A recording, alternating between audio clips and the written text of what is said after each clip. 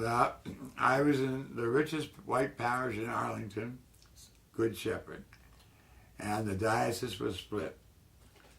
I had received letters from friends, you better come south because the diocese is going to be split.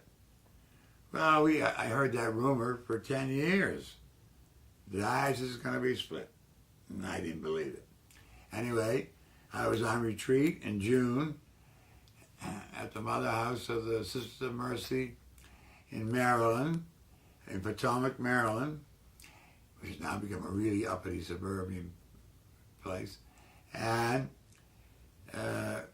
we come out of one of the, you have a conference and then you have a sharing period. And it was in June, I remember it's hot in suburban Washington. And they said, the dioceses have been split. Oh, I was shook up. And the new bishop, Thomas Jerome Welsh, an auxiliary of Philadelphia, will be here on Thursday to talk to us. So it was real. But I love Good Shepherd so much. After I cut through all that uppityness of the Pentagon employees, all the generals and admirals and colonels and diplomats and bureaucrats and technocrats. When we said I had a breaking of the fever after I'd been there 6 months. And I could do no wrong, and they were fabulous. They still have this Good Shepherd Housing Committee. I can't believe the work they've done. Anyway, for the poor, especially for the local enclave of blacks, now swallowed up by white suburbia called Gum Springs off Route 1 in Alexandria.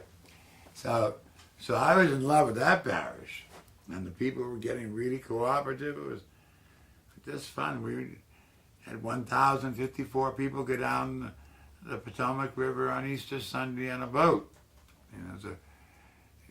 The breakthrough had been made. So I was torn, because once you get the upper middle class behind you, you can do incredible work in social ministry, and you have, of course, more influence than you would in another parish, and blah, blah, blah. But I knew that I wouldn't last in that diocese. In fact, I found out later that a group of Monsignors had gone to the new bishop, who didn't know me from Adam, and said, get rid of him if you can. But of course, he never said a word. So after the diocese was split, and I was the concelebrant of that Mass, and the realignment of the state boundaries, and giving property back to Wheeling, West Virginia, and cutting off the Diocese of Richmond at Fredericksburg, and taking back the 2 eastern counties of the counties of the Eastern Shore, and attaching it back to Richmond.